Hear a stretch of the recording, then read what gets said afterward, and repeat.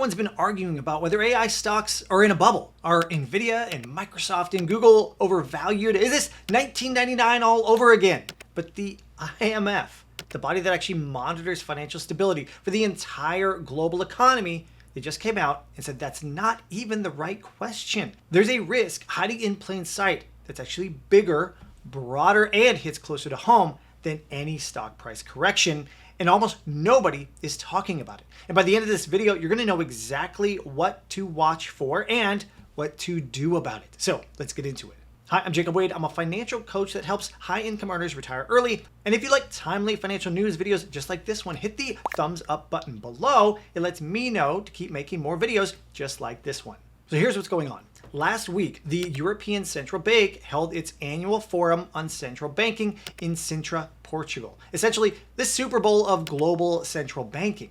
This year's attendees included Fed Chair Kevin Warsh, ECB President Christine Lagarde, and the governors of the Bank of England and the Bank of Canada. Now, AI financial risk was explicitly on the agenda itself. Three major institutions used the forum, or the days surrounding it, to issue warnings that all pointed to the same thing. Tobias Adrian, the IMF's Director of Monetary and Capital Markets, said AI stock valuations haven't necessarily reached bubble territory. What concerns him more is how the companies behind AI are actually financing it. Tech giants are increasingly borrowing through medium and long-term bonds to fund infrastructure that depreciates far faster than the debt used to buy it. Now, Torsten Slok, chief economist at Apollo, one of the world's largest alternative asset managers, also on the Sintra panel, warned that the volume of corporate bonds hitting the market to fund AI is competing for the same investor dollars that would otherwise actually go into US treasuries.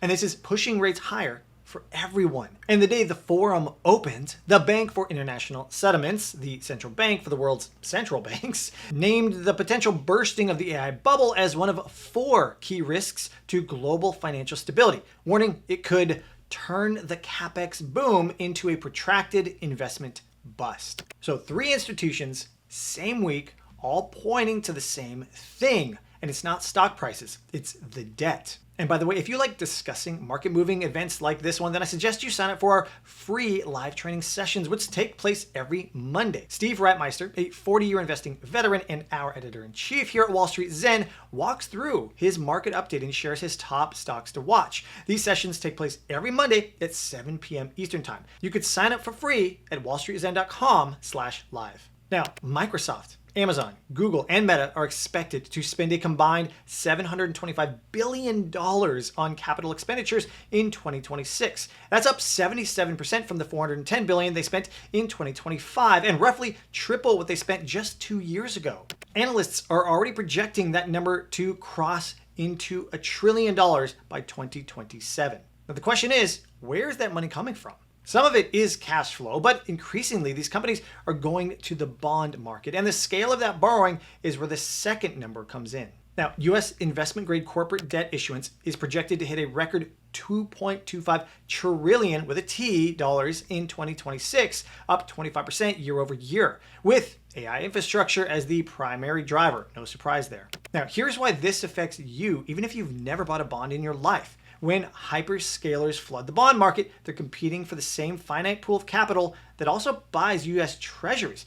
Now, when corporate supply surges, treasury demand actually softens, and when that happens, yields rise to attract the buyers back. And treasury yields, they are the benchmark that mortgage rates, business loans, and stock valuations are all built on.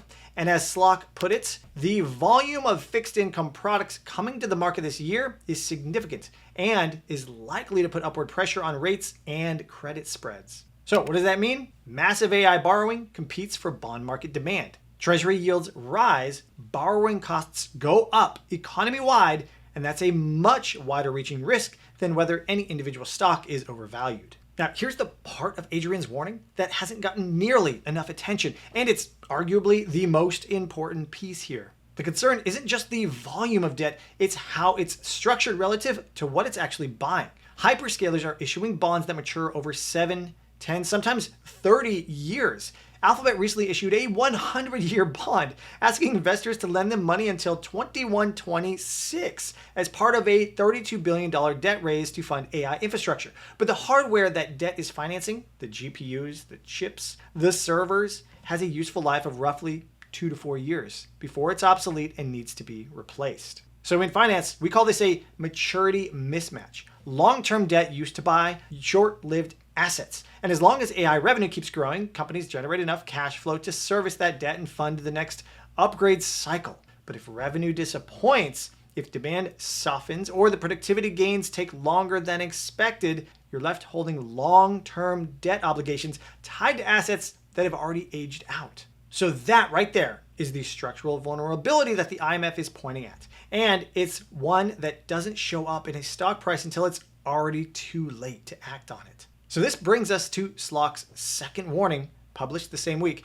and it connects directly to everything we just covered. The entire AI trade is built on an assumption, not just that AI companies will profit from AI, but that the rest of corporate America, banks, hospitals, manufacturers, retailers, will eventually use it to do more with less. That broad productivity spillover is baked into an enormous amount of current valuations. SLOC's data shows that there is currently no visible evidence of this happening. The companies building the infrastructure are capturing all the revenue. The rest of corporate America is still waiting. In his words, equity markets priced for instant earnings growth will face a painful repricing if the productivity hockey stick takes 5 years rather than 5 months. And that matters directly for the debt picture we talked about.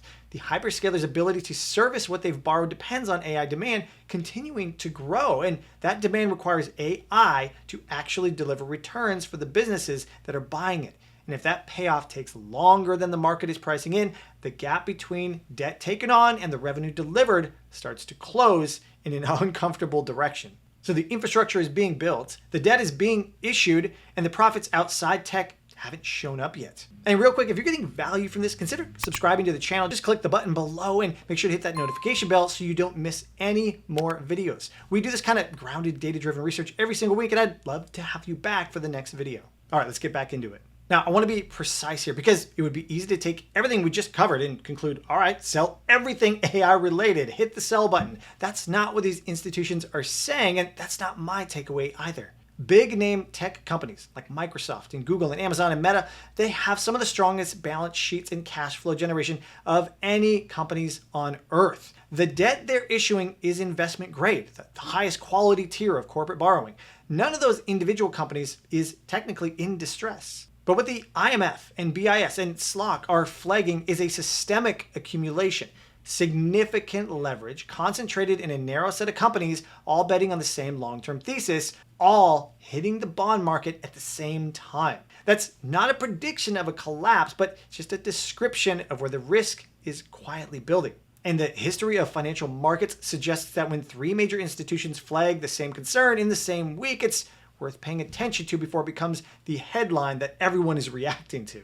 So practically, what does this mean for your portfolio? First, don't exit AI exposure entirely. The investment case is still real. What changes is how you monitor it. You're going to want to watch credit markets, not just stock prices. If stress develops there, it will show up first in the corporate bond spreads, the gap between what these companies pay to borrow versus what the treasuries yield. And when that spread starts widening, it's typically a leading signal. Honestly, the stock price is usually the last thing to move. Second, you should understand the distinction between who's winning from AI right now versus who the market is pricing at winning eventually. So right now, the infrastructure layer is absolutely winning. The broad productivity spillover to the rest of the economy is still just a future assumption. A lot of current valuations are pricing the destination. The data says most of corporate America is actually still on the way there. And related to this point, only invest in quality. If you're considering a tech stock, an infrastructure stock, or any stock really, just make sure you check its Zen rating. That's our quant ratings system that reviews 115 factors that can help identify stocks with the highest likelihood of outperformance. Not only does each stock earn an overall letter grade, A through F, to help you get a quick view of the stock's fundamentals, but the Zen ratings also let you dig deeper with 7 individual component grades so you can see how this stock specifically scores on factors like value, momentum, growth, and sentiment. And along with that, if you want to help learn how to decipher Zen ratings and learn how stocks are actually reacting to market events, again, I highly recommend our weekly live trainings. In them, our editor-in-chief Steve Reitmeister gives you an overview of what's happening in the market. He shares his trade of the week or highest conviction trade for any given week and much more. It's free to attend, but you do need to sign up in advance to join. So make sure you do that at wallstreetzen.com/live, or you could just scan the QR code on the screen right here and sign up right now. All right, next. The maturity mismatch gives you a rough timeline to watch here. The first generation is debt-financed AI hardware starting to become obsolete in the next 2 to 3 years. That's the window when companies need to demonstrate enough cash flow to actually service existing debt and fund the next upgrade cycle simultaneously. If AI revenue is tracking where it needs to be by then this risk just quietly fades away. But if it isn't, that's when it stops being quiet. And finally, this is where having a system matters. Keep a close eye on the fundamentals of any AI exposed stocks that you currently own. The risk we've been talking about here won't announce itself, but it will likely show up in the underlying business data before it shows up in the headlines and before it shows up in the stock price. So things like deteriorating earnings quality, weakening cash flow, rising debt loads relative to revenue, these are the kind of signals that the rating systems like Zen Ratings are designed to catch early, because it's tracking the fundamentals continuously, not just when earnings seasons forces everybody to pay attention. So again, make sure you actually check out the Zen Ratings and the underlying component grades to see how things are going on a daily basis. Better yet, you can even start a free watch list on WallStreetZen.com, and then you get regular updates on the stocks that you're holding and the ones that you're watching. And if a stock you own starts slipping in its financial health or safety grades, that's worth treating as a warning sign in this environment, not something to explain away. Because this is the kind of risk that builds slowly and then doesn't, gradually and then suddenly. So the right time to understand it is now before it becomes a headline. So there you have it. A dire warning, but also an action plan to help you stay prepared. What do you think? Is this a bubble that's about to burst? And if so, how are you preparing? Or do you think the AI surge is just beginning? Either way, leave a comment down below. I want to hear about it. And if you want to learn more about a market niche that's absolutely exploding despite recent market volatility, be sure to check out this video on your screen right here.